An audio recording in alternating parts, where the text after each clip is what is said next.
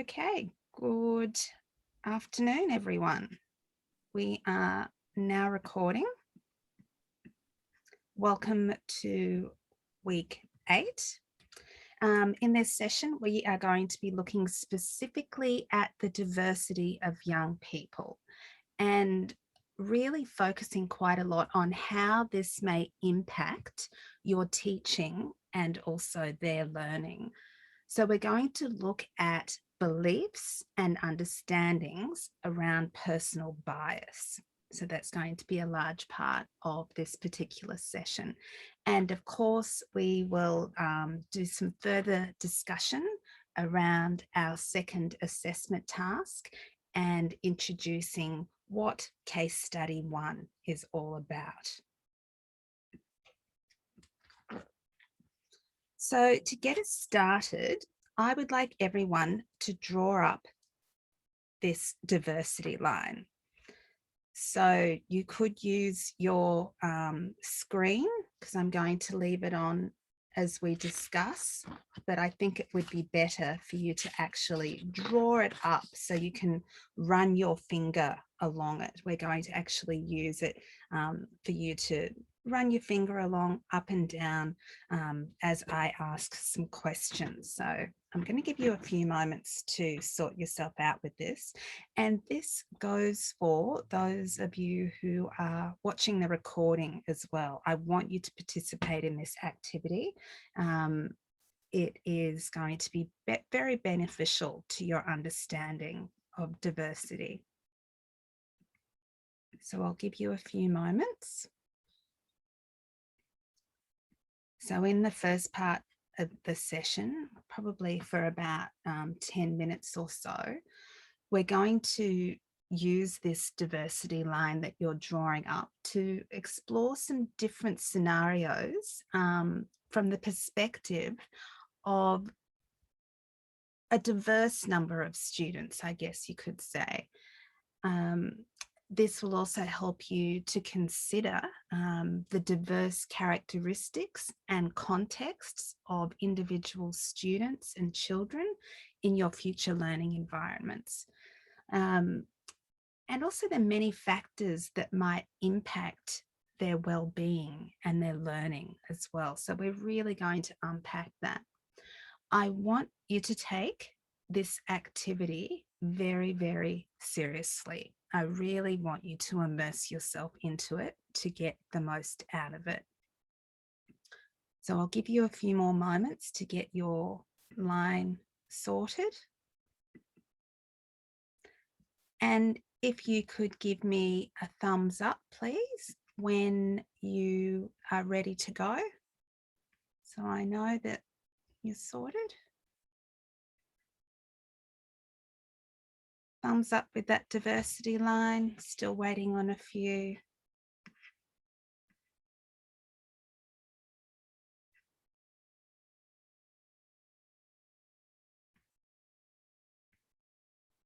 Okay, excellent.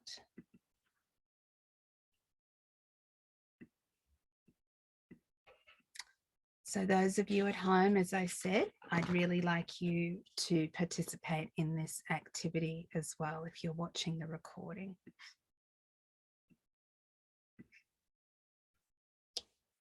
Okay. So on the slide, can everyone see those?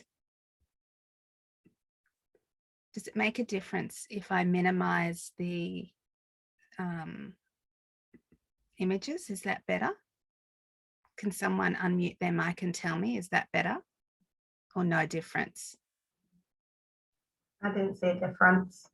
Didn't see a difference. Okay, good. Just checking, because what I can see on the screen is very, very different to what you can see on the screen. I can see all of your faces and I've got the chat open with all of the participants in my breakout rooms. So there's lots and lots of things happening on the screen. So on the slide, you can see 7 learner profiles that we're going to be using in this activity. So you're actually going to become one of these young people. So you're going to identify which one you are by the first letter of your surname. So my name starts with E, Edwards. So my learner profile would therefore be E to H. So a 10-year-old, hard-working and quiet student with a close circle of friends, living with her caring grandparents. Her mum has some serious mental health issues and has some lengthy stays in hospital. So that's the person that I'm going to become and how I will respond to the questions. So if your surname started with a B, you would be in the A to D learner profile. So I'll give you a moment to identify which profile you'll be and to read through their characteristics and their specific context.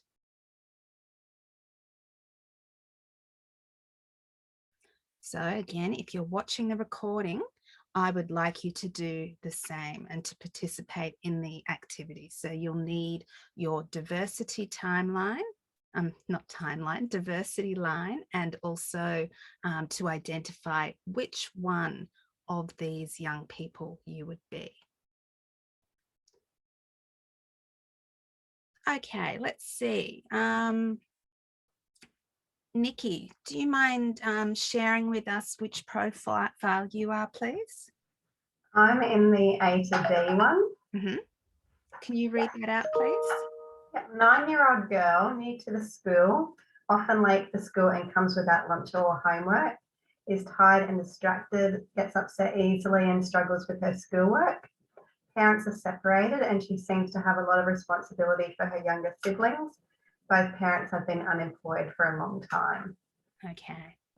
So as Nikki answers the questions that I'm about to ask, she would put herself into that young person's life story. So think about how it would apply. Okay, I'm going to ask another person. Alyssa, which profile are you? I'm in the same one. Oh, you're in the same Yeah. one. Okay. What about Joey? Which one are you?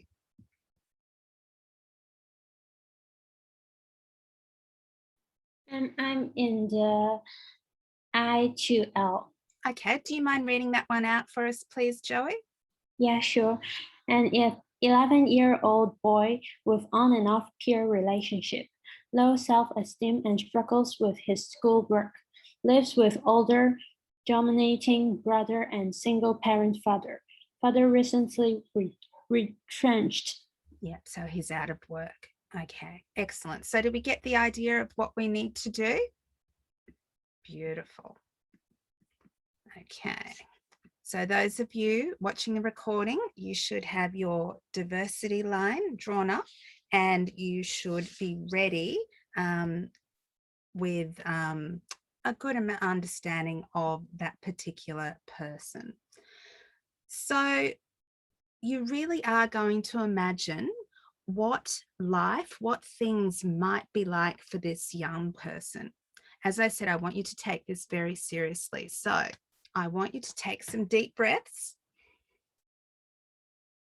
I can't see you taking deep breaths. Take some deep breaths. I want you to take some deep breaths, and I actually want you to close your eyes to get into character. I'm watching you all. I want those eyes closed. Thank you. So imagine you're getting up in the morning to go to school. How would you feel about facing the day ahead as this young person? Think about how you would feel. What would you be thinking?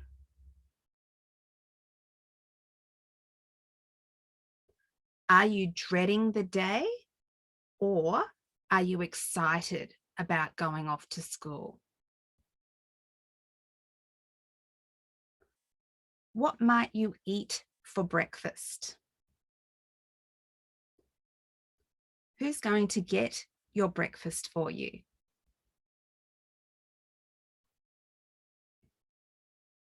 What will you talk about in the morning before you go to school?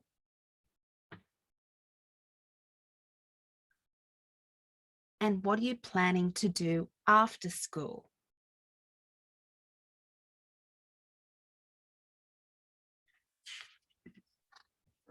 Okay, open your eyes, ready to respond to some questions. So you're going to respond to the questions according to what the likely reality for this young person would be. So you're going to need to use your imagination. So this is where your positive, negative diversity line comes in. I want you to place your finger on the 0. So your diversity line should be there in front of you. I want you to place your finger on the 0. So I want you to move your finger forward if your answer to the question that I'm going to ask is likely. So if it's likely, you would move it forward 1. If it's unlikely, so your answer to my question is unlikely, you would move it backwards 1.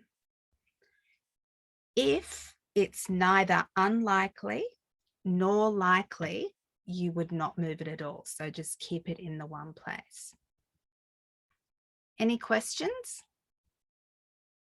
Okay, finger on 0. Those of you at home watching the recording, I want you to do the same. Finger on 0. Here we go. Are you likely to attend school on a regular basis? Is that likely or unlikely? So you would move your finger accordingly. Are you likely to attend school on a regular basis?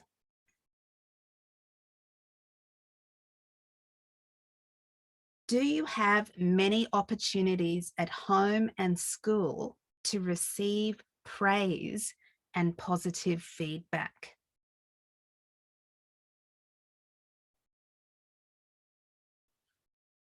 Do you think your teacher would know about your interests out of school?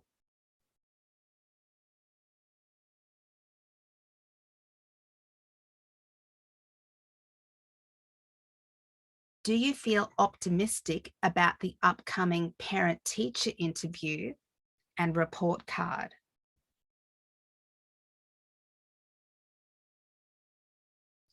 Do you feel safe to go anywhere in the school?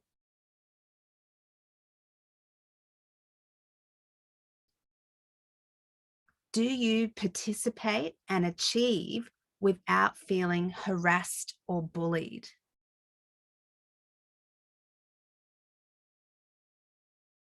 Will you have someone to play with or hang out with during recess?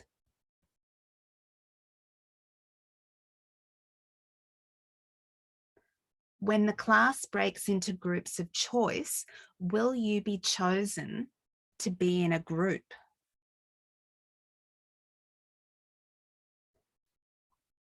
Would you feel comfortable talking to a teacher if you had a problem?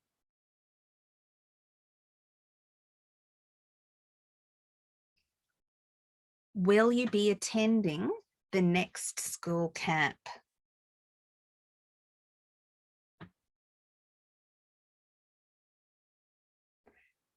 Have you got all the equipment you need to do your schoolwork?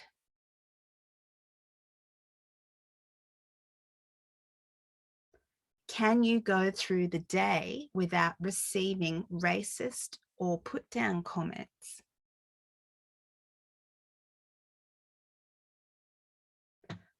Will you be invited to an upcoming birthday party held by one of your classmates?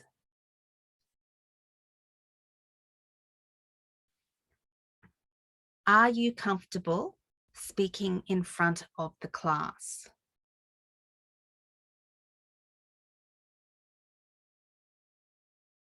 Will you be doing well with remote learning in the current climate?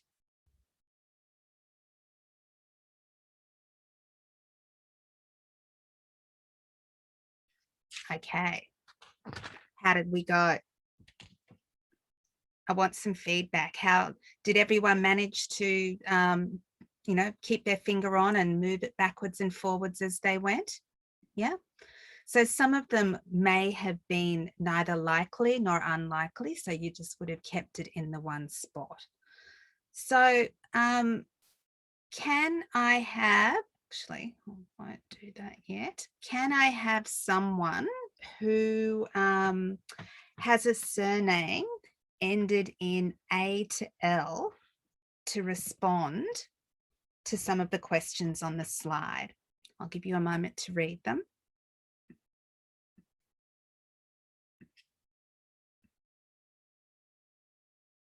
So the first one will be someone who has a surname ending in A to L.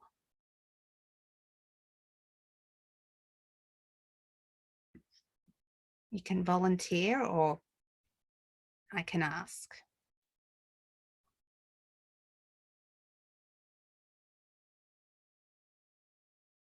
Okay, A to L, we've got Matt Deegan.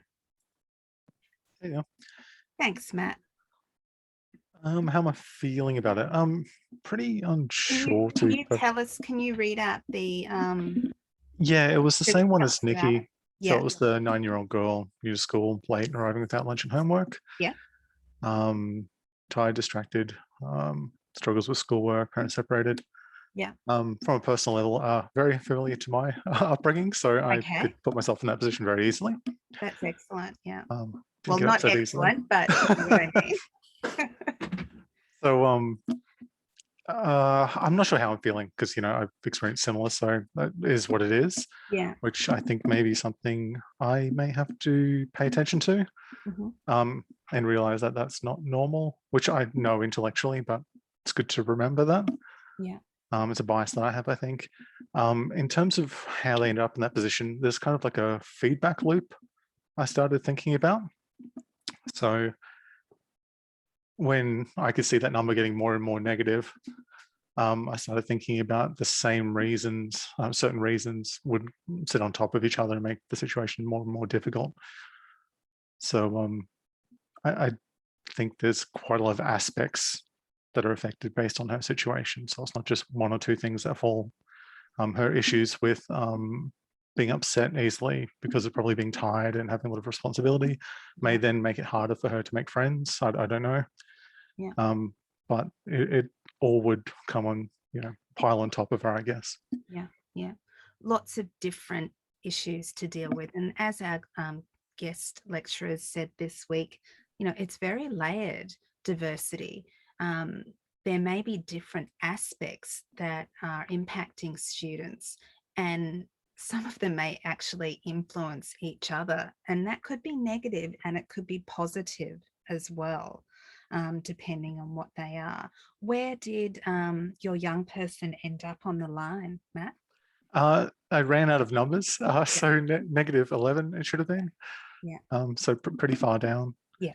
Interesting point about the positivity there. So in my own case, I thought of school as being a very easy situation to deal with. I like the rules and regulations and expectations. I thought they were very easy to navigate and manage. So compared to home life, it was just very simple. Whereas I guess other people may not have that same situation. Yeah. Which is what I inferred from the scenario there.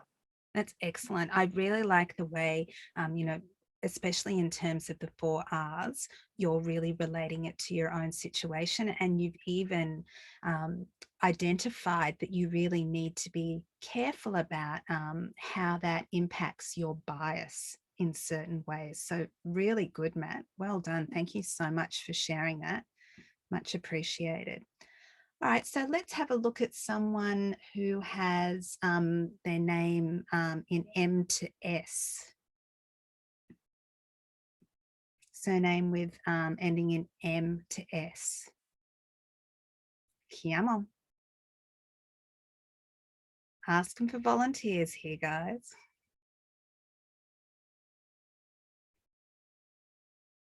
All right, Molly. So my person ended up at 8 in like the positive. Yep. And can you just give us a rundown of who you Yeah. were? So, 10-year-old boy who's pretty talented athletically and artistically. He's quite popular with his peers, but he has some difficulty spelling and reading, and his mum is quite anxious for him because she had problems in school as well. Interesting. So, what were your feelings as you went through that reading, responding to the questions? You know, when I do it, I actually have a bit of a feeling or a sense of how that person might feel. How did you feel? I think this person would feel probably mostly okay with school. I think he'd find it quite enjoyable because he fits in with his peers. He has lots of friends, and there is things that he likes and enjoys that he would come to school regularly and things like that. So I think it'd be a pretty safe place for him, but obviously not perfectly because he does have some spelling and reading issues. And yeah, so I think, I don't know, this sort of task he would feel quite okay with himself. Yeah, I guess the expectations that his mum might have for him maybe make things a little bit difficult in some ways. What did you think about that aspect? Yeah, I thought it was interesting that she said she doesn't want him to sort of turn out like her. So I thought that sort of thing might make it a little bit less of a safe place at home. It's she's not really supportive of him, and she is, but she doesn't want him to turn out like her. So she might really want to get extra help for his reading and things like that. Yeah. So it might make it a bit awkward between them, sort of thing. Yeah. I guess awkward, definitely, but it could actually create some anxiety for him as well. I guess sometimes, my son had some difficulties in primary school, and I was quite anxious about that. And in some ways, I think that anxiety became apparent to him, and he stopped sharing things with me in terms of how he was actually feeling, or if he was having difficulty with something. I think there was, to a certain extent, he didn't share things with me because he wanted to protect me. So he didn't Yeah, want I think me it would cause separation between them, Yeah. because she would be a little bit anxious, and that could affect him as well, sort of thing. Yeah. Definitely.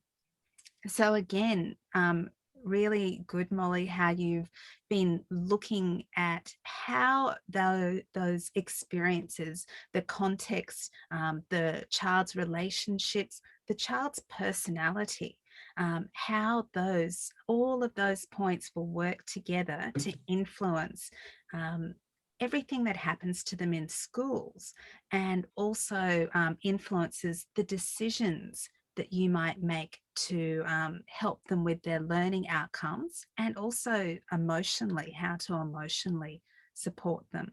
Well done. Thank you so much for sharing. Really appreciate that. So a final one, surname ending in T to Z.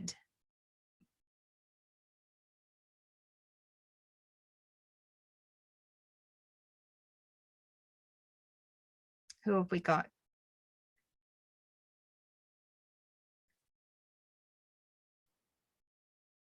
Nikki, what's your surname?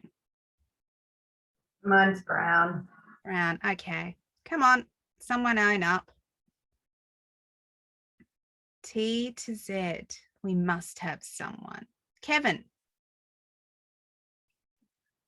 Okay. Okay. I got 2 in the positive 2, and it's a 12-year-old girl, academically and physically talented, brightest girl in the year group. 1 or 2 close friends, is very sensitive and get upset easily, especially if things aren't perfect. Parents are very keen for her to do well at school. So I feel she well good at study, and the communication with teacher or and her classmates will be fine, but she will feel very upset. Lots of pressures in most of her time in the school, because it says she is sensitive, and especially when she's doing something not well, and like her parents also give too much pressures on this aspect for her. Mm. So the figure in family, I only get 2. Yeah, that's yeah, some really good points there, Kevin. Very high expectations possibly for Yeah. her. Yeah. Yeah. The expectation is too high. Yeah. So, and possibly for her, I think school again might be quite a safe place for her if she is. What did it say anything about her friendships? 1 or 2 close friends. So Yeah. she has friends, but Yeah. not too many. Yeah. Yeah. So it shows that, you know, all students, each individual students will have, I refer to it as a life story, and that encompasses everything from their context and their personality as well. We really have to take that into consideration. So excellent. Thank you so much for sharing that, Kevin. Really appreciate it.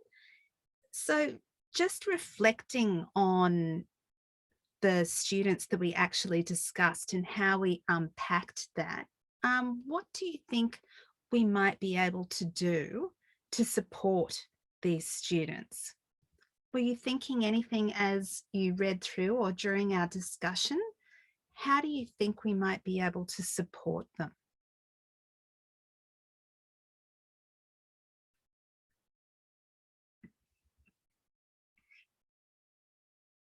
Let's have a look. Emma, any thoughts? I found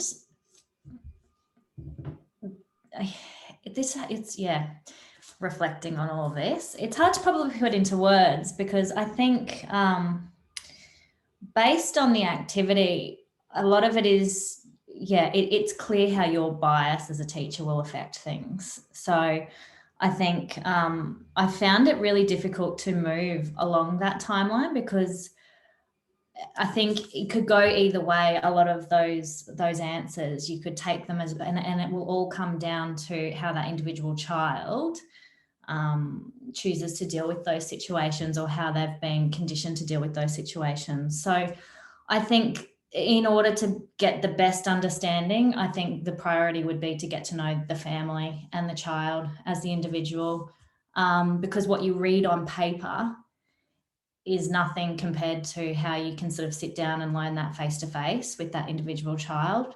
It can often reflect really differently to, I mean, just the example that I had this, I'm in the same group that with the yours, Ange. So I had the 2-year-old who was being raised by the grandparents.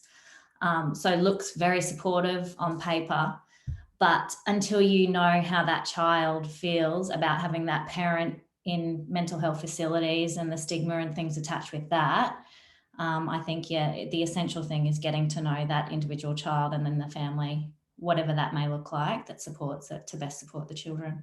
Yeah, fantastic. And that may be as simple as something when the child comes into school, to know them well enough to recognize if there is something wrong. So good observation skills in terms of their body language, how they're interacting or not interacting with other students, their engagement in a particular activity. So all of those things, I agree with you completely. That's a fabulous point, that making sure that you maintain communication with parents, with carers, possibly foster carers, or as you said, grandparents as well. And depending on how much participation they have in their children's schooling, that may be very difficult. So I guess and this came out in the guest lecturer. It was a very good point that they made. Early childhood, you might get time to see parents and carers that drop off and pick up. They might be involved in some of the activities. You have parent nights.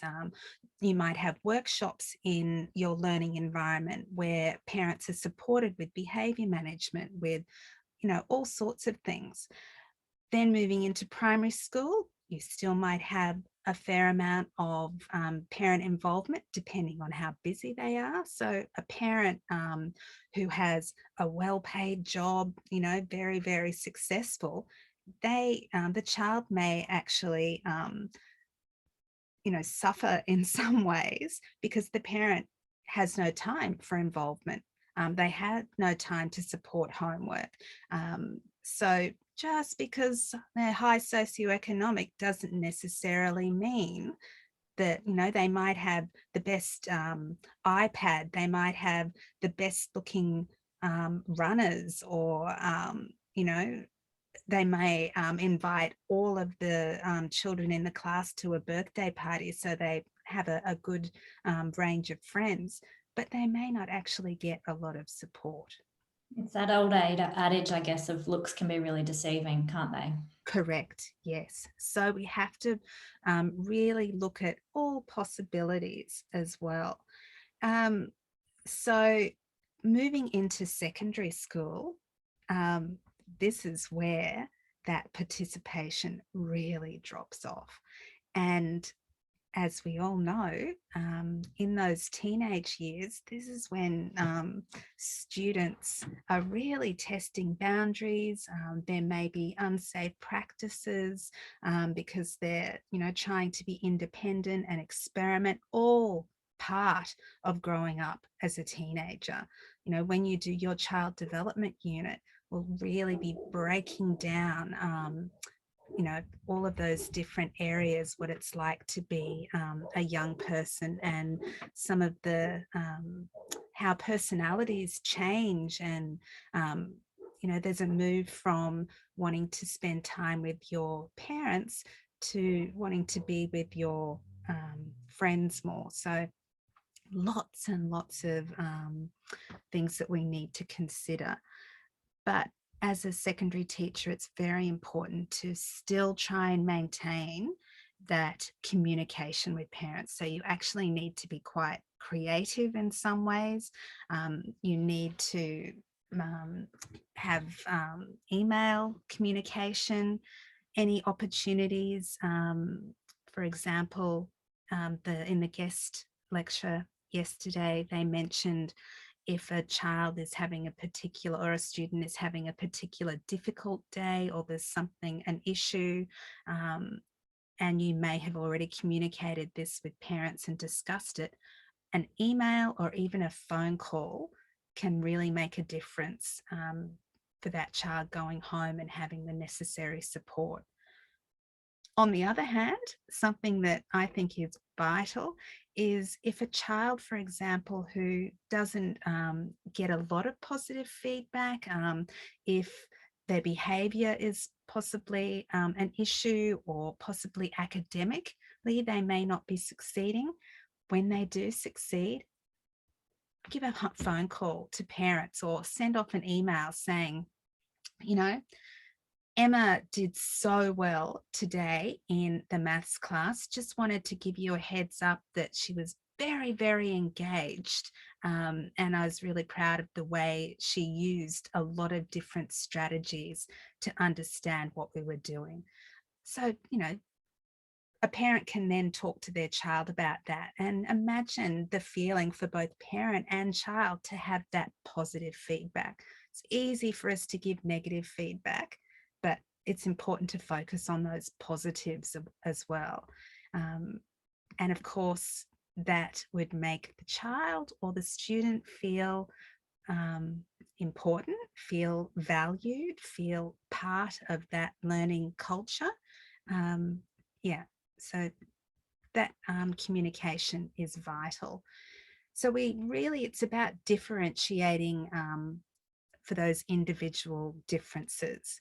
And it really highlights that diversity isn't just about your culture, you know, disability or language. It's about so many other things as well.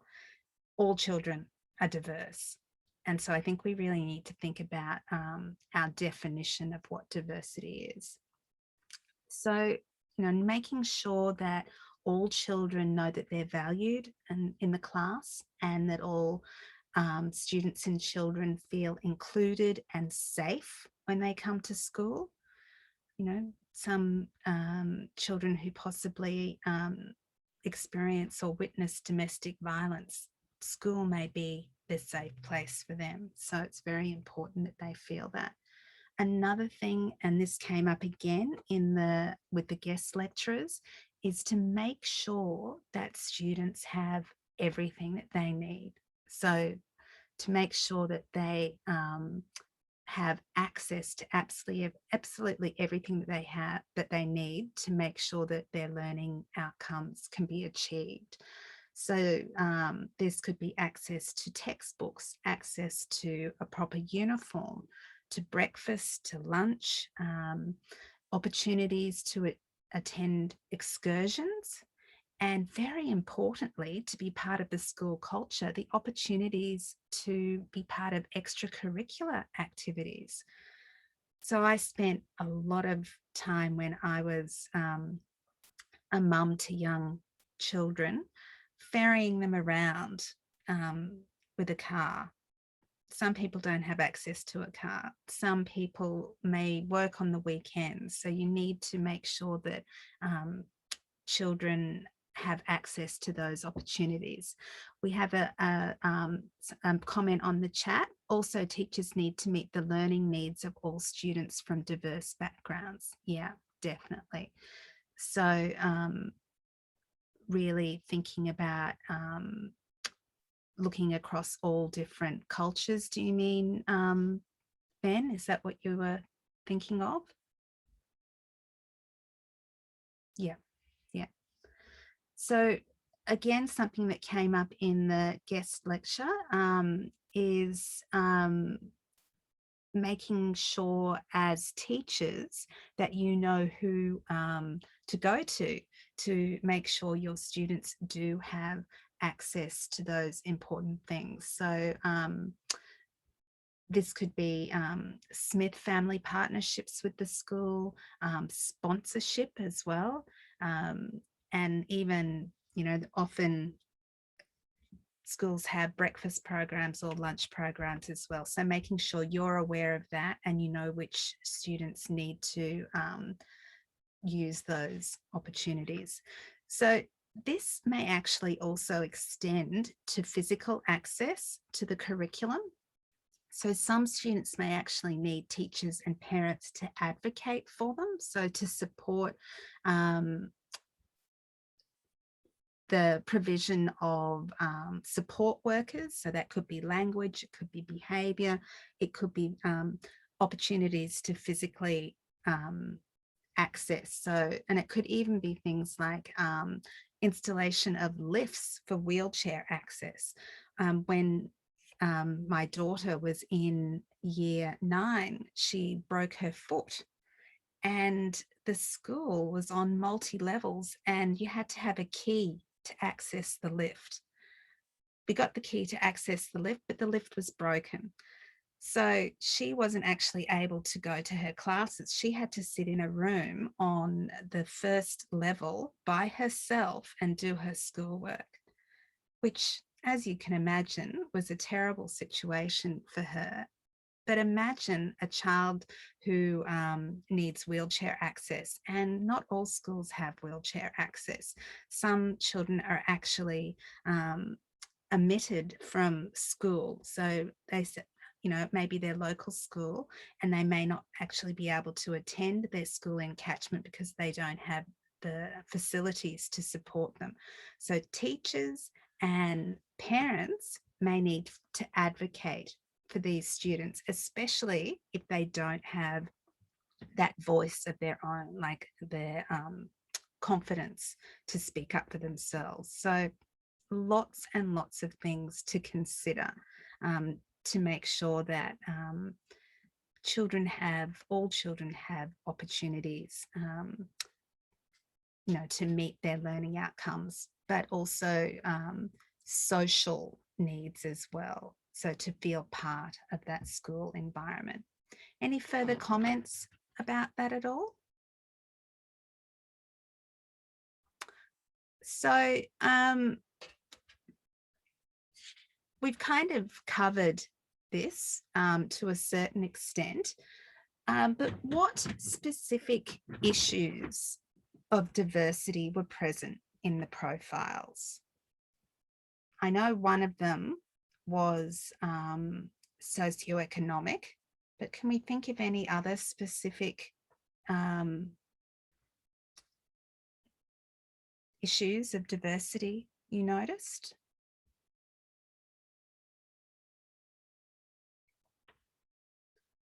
What about, you can always type a comment too. Feel free to type comments. What about access to materials? That was an important one. Also, the children or the students who had to look after siblings. They may have been really tired, or they may have even had to skip some school if one of their siblings were unwell. So all sorts of things. So parent situation and background is a really a big one that came across, I think, in a lot of those profiles. Separated families. Yeah, thanks, Nikki. That's a really important one as well. And I'm sure a lot of us can relate to that.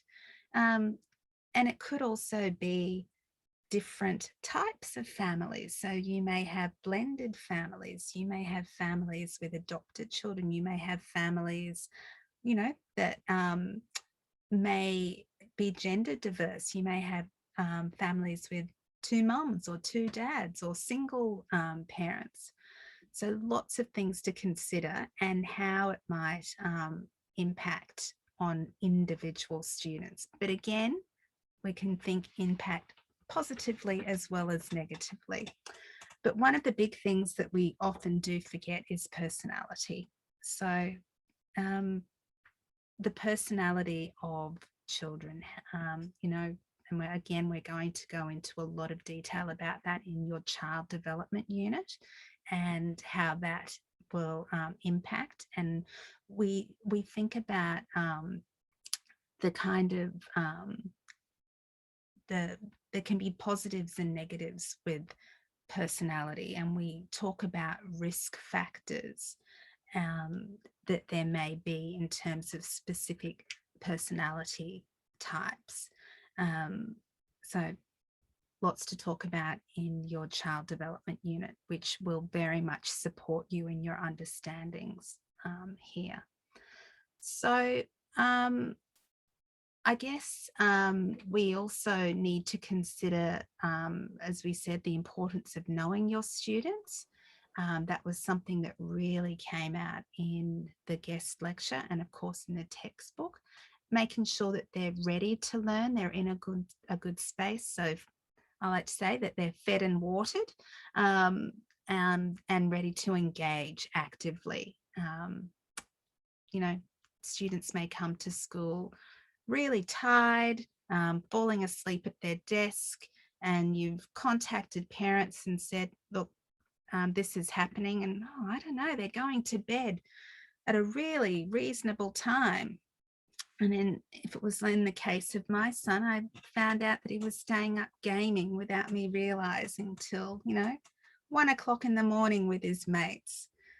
So if the teacher hadn't notified me of that, that could have been going on for a long time. The young boy with reading and spelling difficulties, what area of diversity would that come under? So that would be learning difficulties, Isabella. So that's another important one that you would consider. Learning difficulties, you might need to consider, again, seeking support. You may need to organise for a support worker to come in for specific one-on-one reading time. In younger age groups, in primary school, that could often be parents. Parents come in and get involved. In high school, you may need the support of a support worker, and that would, of course, require funding, and would need to negotiate that with the principal or the deputy principal. So good question. So also thinking that individual students will need different things at different times as well. So you need to take into consideration in your planning, responding to students, giving feedback, acting on inappropriate behaviour or disengagement. So really thinking about what might lie behind the behaviour. There is always a reason behind behaviour. It could be something as simple as the student wanting attention from you. And sometimes if they're not getting attention at home, any attention is good. It may be a student acting up in class because they want to be sent outside or sent to the principal's office. They may be feeling uncomfortable in class. They may not have finished their homework. They may be concerned that they're going to be reprimanded. There may be something else happening within the classroom that the child is feeling uncomfortable. So lots of variables, and it's going to involve very good observation on your part and good communication, and the developing trust with the students as well, so they're able to come and talk to you. It all comes down to remembering, I think, that as a teacher, you have the power, you have the opportunity, you have the responsibility, and hopefully the knowledge to assist these diverse students. So very important that you're starting to consider all of this now. A lot to think about, isn't it? And this is also a really important area that when you go out on your placements, I want you to talk to your supervising teacher about it. I want you to engage with them about it. Have some questions, even jotting down some questions in your lectures, in your tutorials about, you know, the kind of things that you might come across during placement, and the need to unpack it. So it's important that you really do engage with your supervising teacher to develop an understanding behind their practices as well. So having those clarifying questions is really important. Okay, any questions or any further comments? We're getting some good ones in the chat there. Thank you. Please continue with that. All right, so many of the themes from the guest speakers and also from the textbook readings that we've done over the last week or so, 2 weeks, are about knowing yourself and, of course, knowing the students as well. So we really need to think about our commitment to anti-bias in education. So placing diversity and equity goals at the heart of everything that we do. So making our decisions thoughtful, purposeful, and deliberate. We need to recognize that even very young children are observing, experiencing, and actively making sense of everything that they see. So social identities and the biases that they notice. And often these are what we are modeling, often unintentionally. Often we're not aware of this because they're so entrenched in what we do, in our behavior, in our terminology, in our language. So children as young as infants, they see, they hear, and they feel diversity amongst people. So, and as young as 3 or 4 years of age, they can begin to actually develop some discomfort and even some negative biases around various kinds of diversity among people. So it all starts in early childhood with the importance of us affirming each child and their families. So affirming their social identities, their cultural ways of being and knowing. So this is where early childhood is a very important place to start. So those early childhood pre-service teachers amongst you, the emphasis is on you in those early years. They're vital. So then moving into primary and secondary school, it's about building on the strengths and the knowledge that learners bring to school. So an anti-bias curriculum or anti-bias teachers, they seek to really actively engage families and communities. So making sure that we represent all cultures, all life stories, whatever they are. So anti-bias teachers across early childhood, across primary and secondary, they observe carefully, they think critically, and they reflect deeply.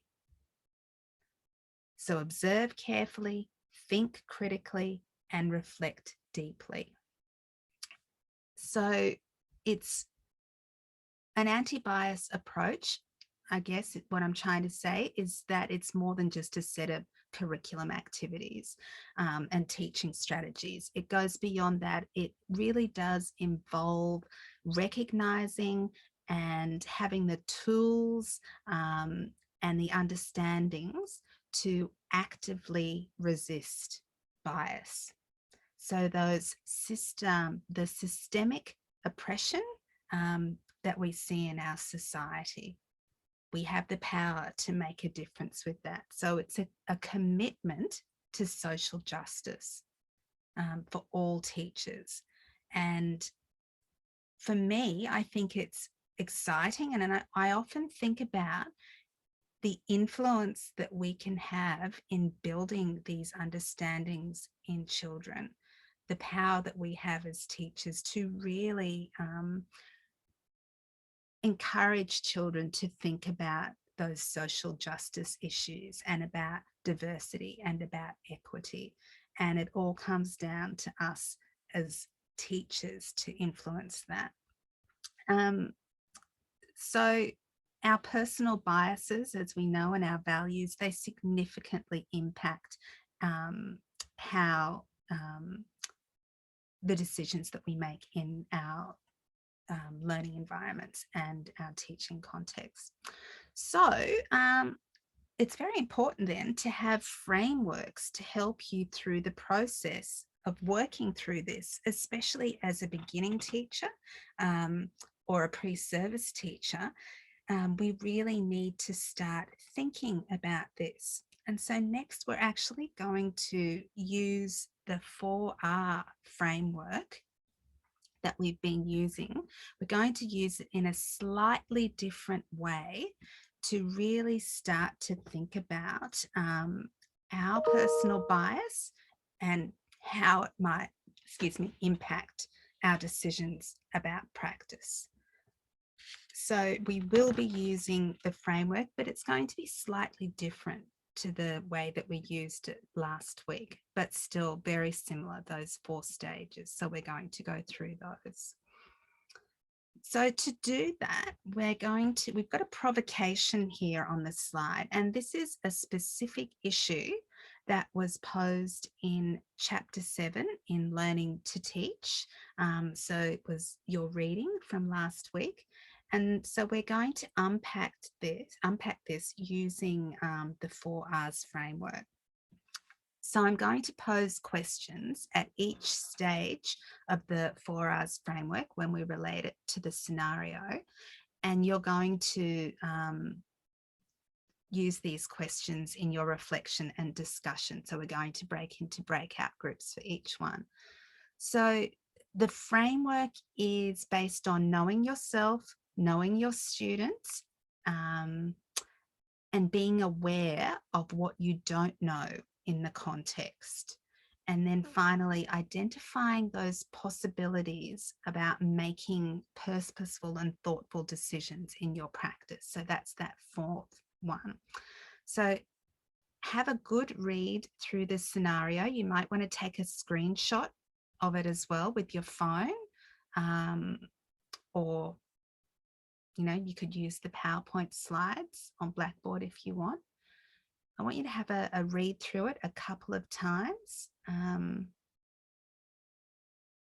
So you're going to be responding to this when I pose the questions. So as a teacher, as you can see down the bottom, who has been asked to organise the event for this year? So you're new to the school, and I guess there is a knowledge gap because you don't know how successful it was last year. You don't know if there were any particular issues. So you're going to have to think about how you can develop your understandings and your knowledge in that area.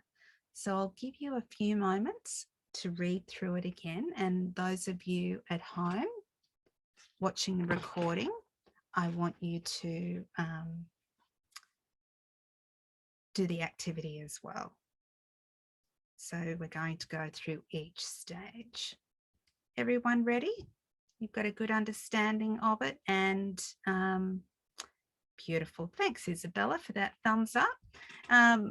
Yeah, so as I said, take a screenshot because you will be referring back to it at each of the stages.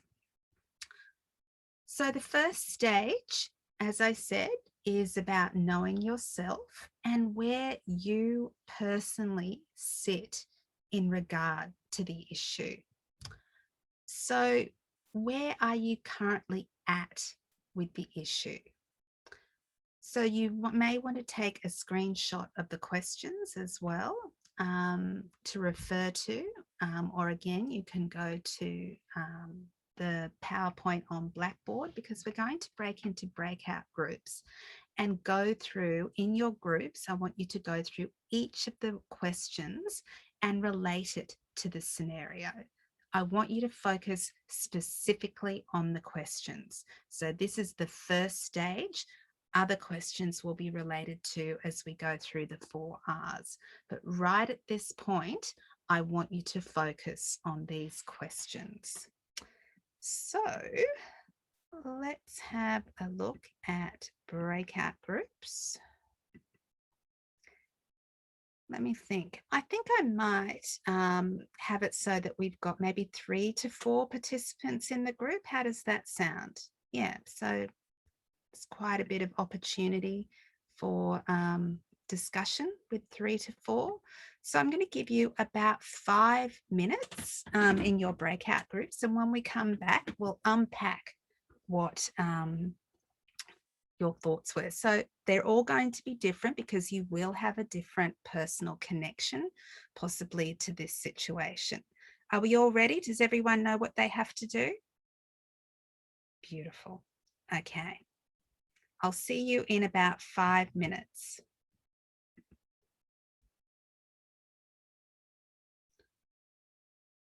Okay, and for those of you who are watching the recording, I want you to actually think about this as well.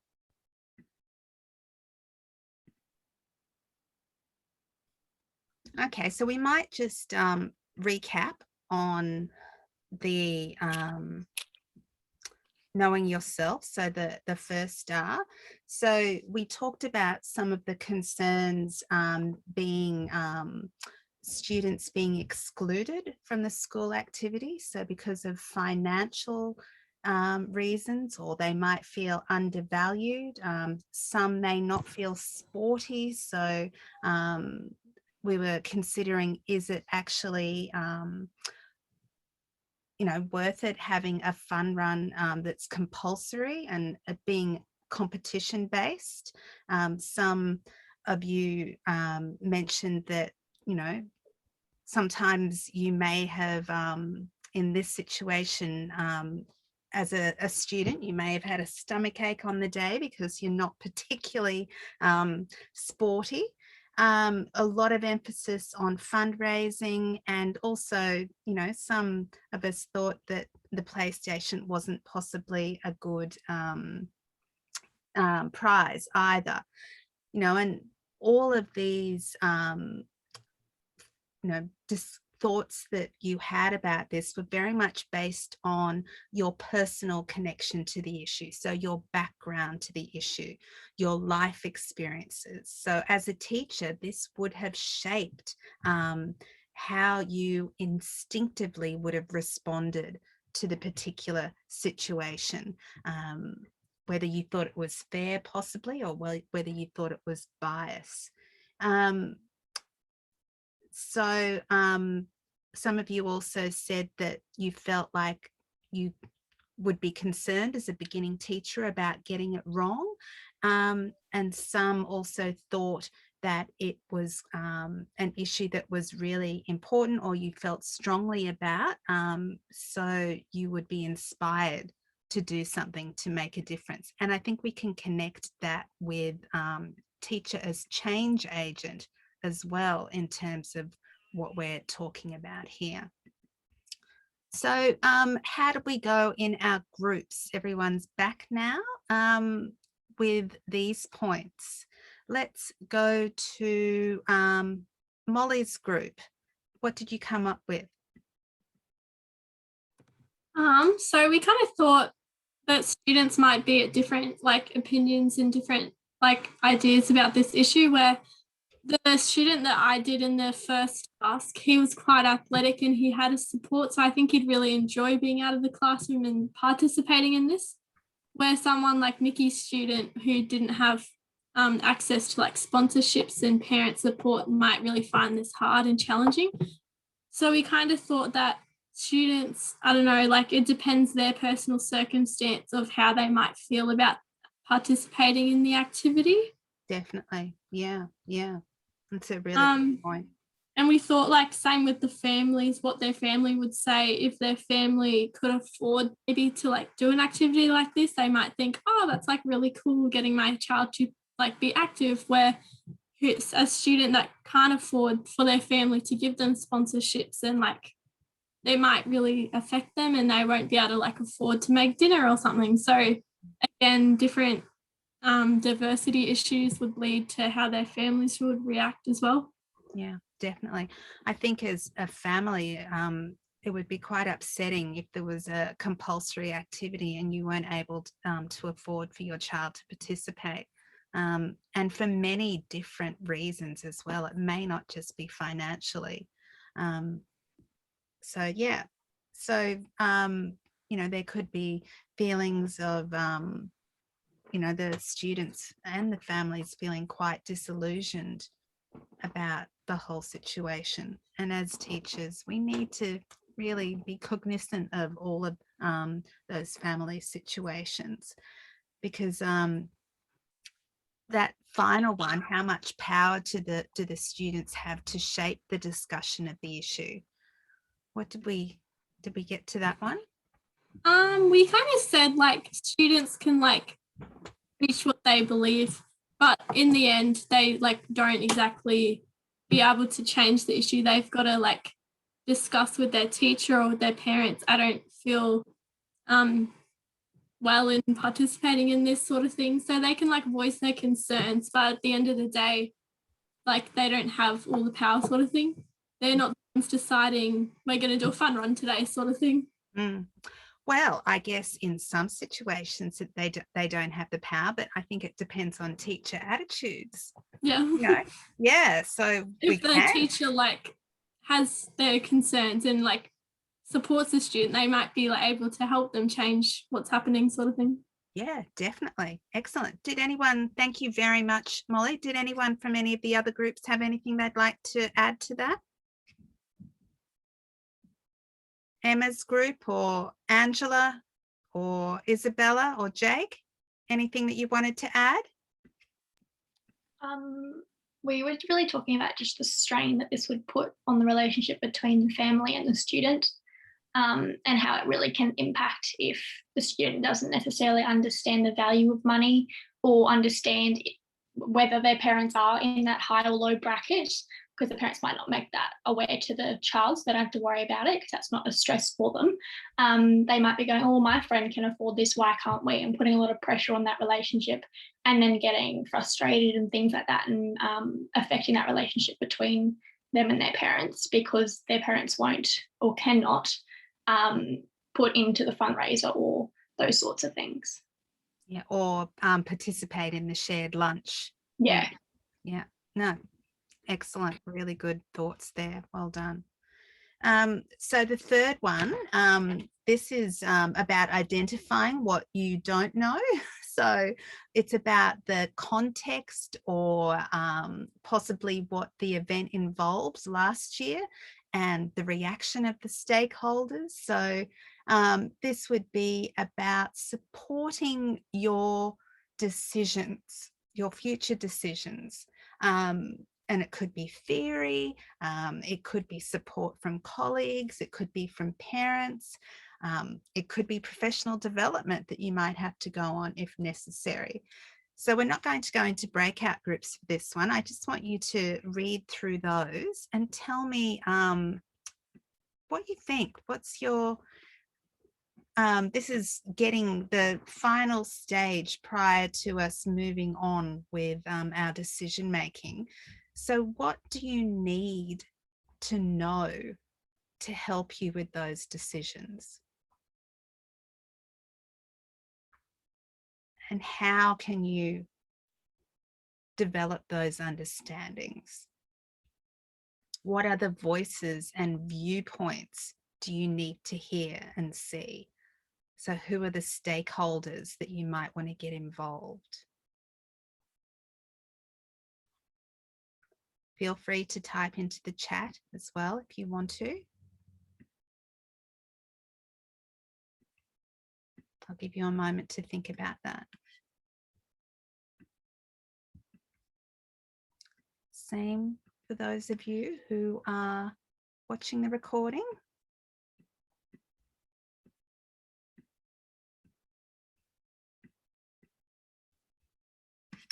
Okay, who haven't we heard from? Emma, what are your thoughts?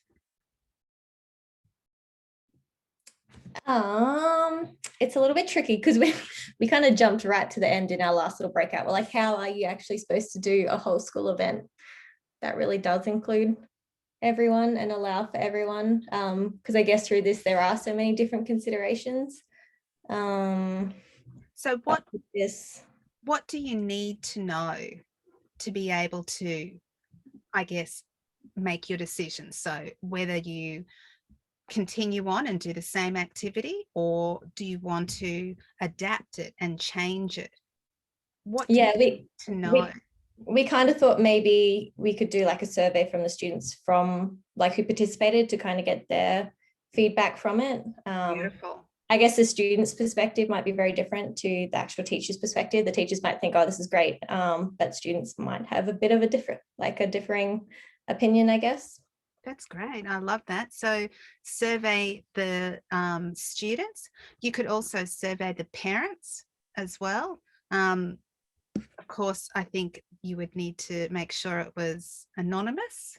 I think someone in our internal group thought about with the students to have a suggestion box, you know, just for them to write comments in about, you know, it's very informal, and if someone is feeling embarrassed or feeling quite concerned about something regarding it that happened last year, maybe they could post something anonymously. So giving them lots of options to share their feelings. So you may need to do things like collecting data from last year. You may need to talk to other staff about possible reactions. Of course, in a lot of schools, you will have parent committees as well that depending on the school, some of them have a very strong voice. So you would need to communicate with them as well, with the principal, of course, or the deputy.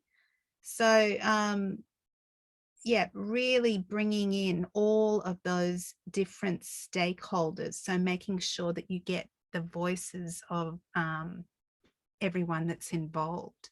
Anything else that you wanted to add to that, anyone? No worries, Emma. We'll see you next week. Okay, so the final one, identifying possibilities and making choices. So this is about, you know, you've been given the opportunity to make a difference. In an ideal world, what would you like to do? So we really have discussed things like making it more equitable for students and families. We have discussed the importance of giving the students a voice. What else did we talk about? I think less emphasis on fundraising. That was one that we had thought about, and more participation on fundraising rather than fundraising. What is stopping you?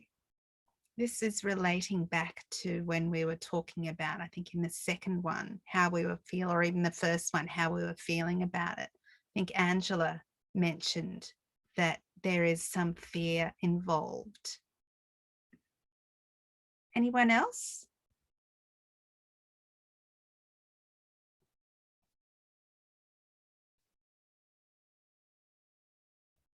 So what about the processes? What are you going, the processes are you going to follow to make a decision?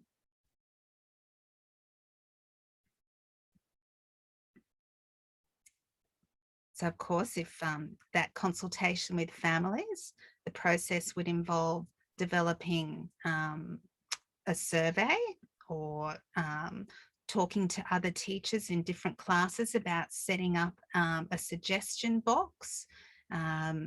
You would be thinking about making connections with the parent committee, developing some relationships there so that you can have some professional conversations about that. You may need to advocate for the diversity in the school. Some parents may not be as understanding as others, depending on their own background and beliefs and understandings. Their values and beliefs and understandings about diversity and equity as well. Maybe you need to have some discussions, professional discussions about that. And I guess the support that you need to put it in place, that's going to involve seeking assistance from other teachers, getting parents involved, because you want to be able to delegate duties as a teacher, especially organising these sorts of things. You need to have good delegation skills so that you don't have to be responsible for this all by yourself. So someone has written in the chat, possibility of removing the PS4 as a prize since it emphasizes gaming, which doesn't really support a child's education. A choice could be made to change it to a cash prize instead. That's an interesting one. The dollars speak. Someone at the in the internal one said that if she'd won the PS4, she would have sold it on Gumtree. Excellent.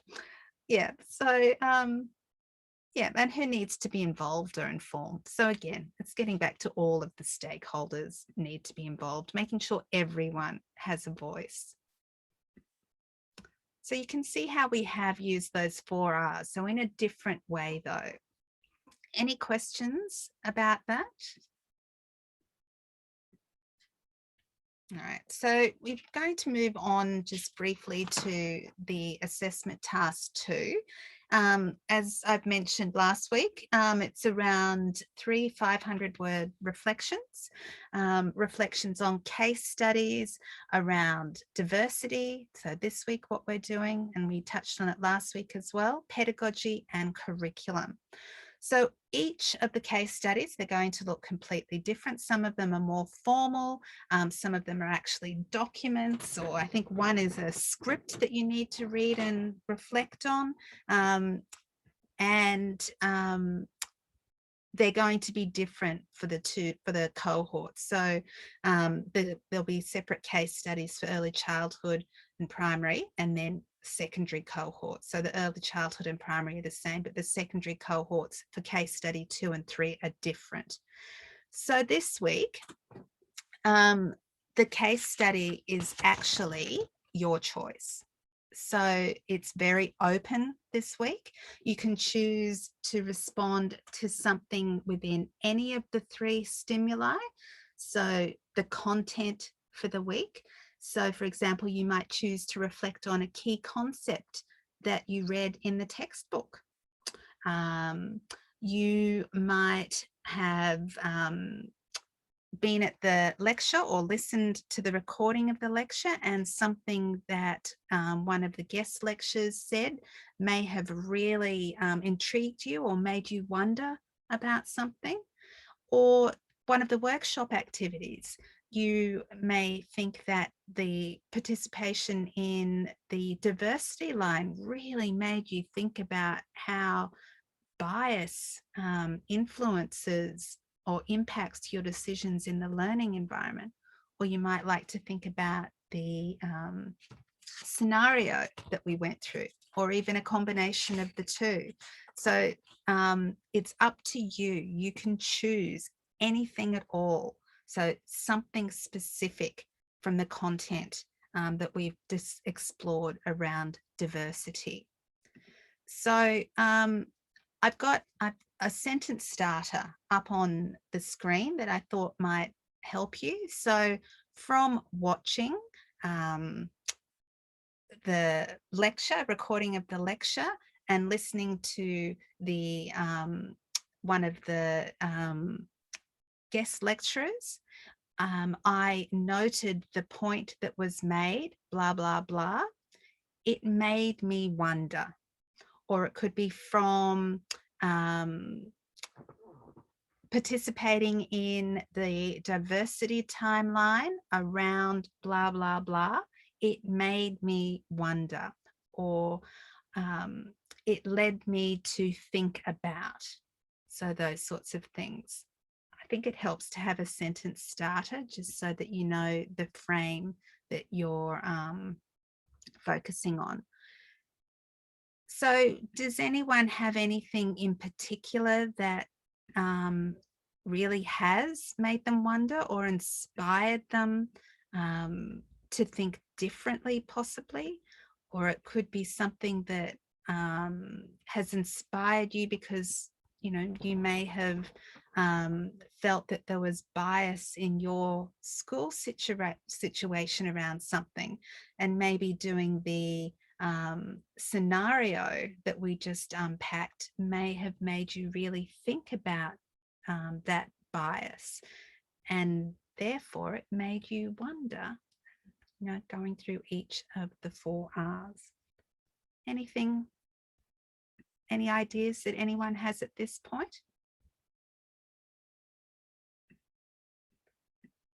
So what I want you to do is, through the week, I want you to think about what you make a decision. What are you going to focus on? And I want you to write up the first 2 R's. I want you to bring them to the workshop, to the Zoom session next week, and we're going to get some feedback, and we're going to discuss it and break it down. 1, to make sure you're on the right track, and 2, to share ideas. You may be able to assist each other with some particular insights or ideas. So just those first 2 R's to share. So a draft, it could even be just dot points. But as we said earlier on, and it also says on the task sheet as well, we advise that, so week 8 is diversity, and then week 10, we're going to be looking at pedagogy. So I really think you should have your full reflection finished in that 2-week framework, ready to move on to the next one. Don't let yourself get behind and end up having to do, 1,500 words in that final week. You want to have each one done. You may want to bring them to the workshop and ask me questions about what you've done, making sure that what you're doing is correct. You may not like to email me to make sure you're on the right track, or you may have some clarifying questions about the task. You can add them to the Padlet, or you can contact your tutor as well. So those of you who are listening to the recording that weren't able to make it to their internal workshop, you would contact your tutor to ask some clarifying questions. You also might like to rewatch the lecture from last week, where I break down exactly what each of the 4 R's involve. We also, again, in the workshop, if you missed last week's workshop, you may want to watch the recording again, because we broke down in a lot of detail what the 4 R's involve. Sometimes it does take a little while to get your head around this, and it will get easier as you progress through. You might do the first one, then start on the second and have a bit of a light bulb moment and might want to go back and revisit it. But try to make sure that you get that, the reflections done timely. I really want to place emphasis on that. I don't want you to get behind and then have to do all 3 in the 1 week. That would not be manageable, would it? All right. So finally, I just wanted to go through assessment task 1 and think about what you can learn from that moving into assessment task 2. So I've finished my marking. So in marking and moderating the first assessment task, the ones that really, really stood out were those who had clearly engaged with the unit material. So they'd clearly done the readings, because I could tell by the terminology you used, by the references you cited, by how organized your thoughts were and the insights that you actually had. So it was very clear, those of you who had engaged with the unit material. So please carefully read the assignment task sheet. So we had some people that didn't make links to the Australian Professional Standards or to references in their graphic organizer. So this was something that was stated clearly in the, there weren't many or a couple, but it was stated clearly in the criteria sheet and discussed in class. So make sure you really do have a good understanding. And if you're not sure, ask us. That's what your tutors are there for, to clarify any questions. SiteRight. This is the tool, this is the place you go to check your APA referencing. So we've given you some feedback about that, so we would expect to see some improvement in that for this next coming assignment. Some of you are onto it, and really good referencing, use of et al, the formatting of your references in text and also your reference list, sensational, like really good attention to detail. Others, it was clear that you hadn't actually referred to SiteRight. So definitely make sure that you look at the feedback from your first assignment task and apply it to the second. And definitely access the academics support materials in the assessment folder. So it, all sorts of PowerPoints and information that can help you if you don't have previous experience with referencing. Refer to the frequently asked questions Padlet. Mia's put another one up for this second assessment task. You can pop some questions on the Padlet as you need. She has highlighted that it's not for referencing. You need to access SiteWrite. And so in the assessment task, I think last week we were talking about it, and there was a bit of confusion about the number of references to use, but it does actually state clearly how many references you need to use. I think it was 3 to 4 in each section.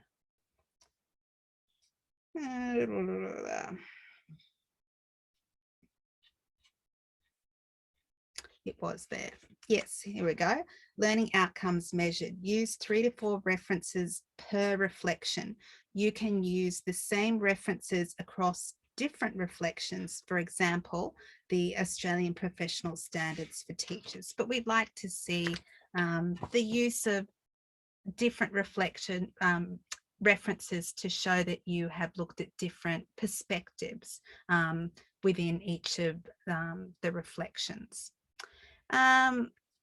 Engage critically with the unit and readings, to make sure that you do have a good understanding of the content. Do the preparation tasks before you come to the Zoom sessions, and seek clarification from your tutors. A question is 3 to 4 minimum, or would more than that be too much? No, not too much. You've got a word count, so you would have to make sure that that was,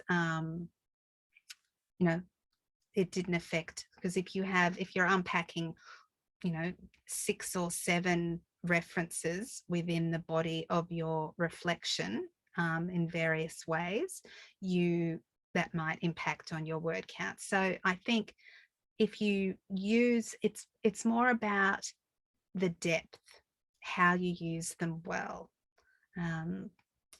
That's probably the most important thing, but of course you would not be penalized for using more than 4 references, not at all. Are the results out now? Ben, no, they're not out now. They're still being moderated. As you can imagine, there's 750 or so students, and that's a huge number of assessment tasks to get moderated. So we're hoping by Sunday, the results should be out. Any further questions regarding the assessment task at this point? Did you want me to ask that one that I asked you earlier? Yeah? Yes. Okay, so it was I'm not quite sure how to respond to the first stimuli, as the report and response section refers to an incident, and we have various stimuli, and the textbooks are mainly about content, not an incident. I'm just not sure how I could reflect on practice when there isn't a teacher that we're reflecting on. Okay, so it doesn't, good question. Thank you, Angela. It doesn't actually have, excuse me. It doesn't actually have to be about a teacher. So you're looking at any particular incident. So it could be one of the provocations that we've used. You could refer to the scenario. You could refer to the use of the diversity line, how that made you wonder, or so it's a stimuli. It doesn't actually have to be a specific teacher. Does that answer your question, Angela? Yeah. Yeah, it does. Thank you. I was also just wondering, in the relate section, would you be relating to whether you can, like how you can improve certain aspects, or whether is that what you need to be talking about in the relate section? Yeah, I haven't actually got it here with me now. But yes, so you could definitely, let's go back to,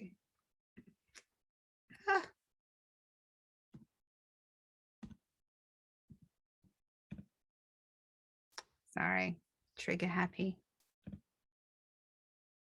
All right, so if you're looking at the relating section here, so commented on whether they have seen this before or not, commented on whether the conditions were the same or different, explained whether they had the skills or knowledge to deal with the incident or issue.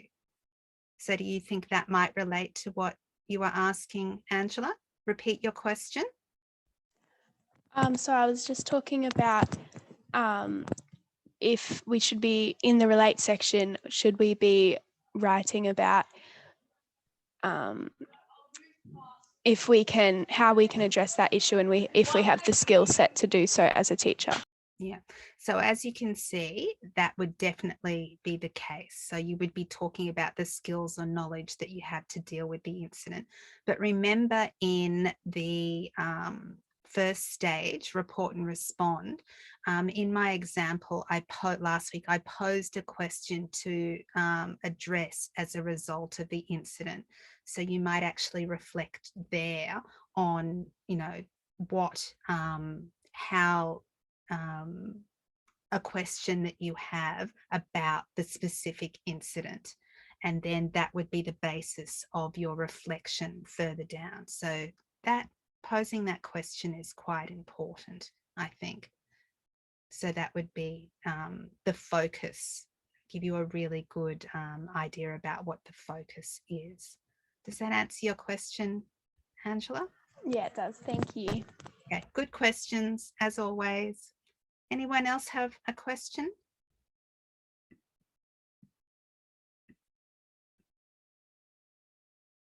No?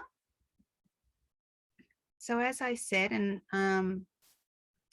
I've said this before, but I'm going to say it again. For those of you who are watching the recording, have a very, very good look at the task sheet and the criteria sheet.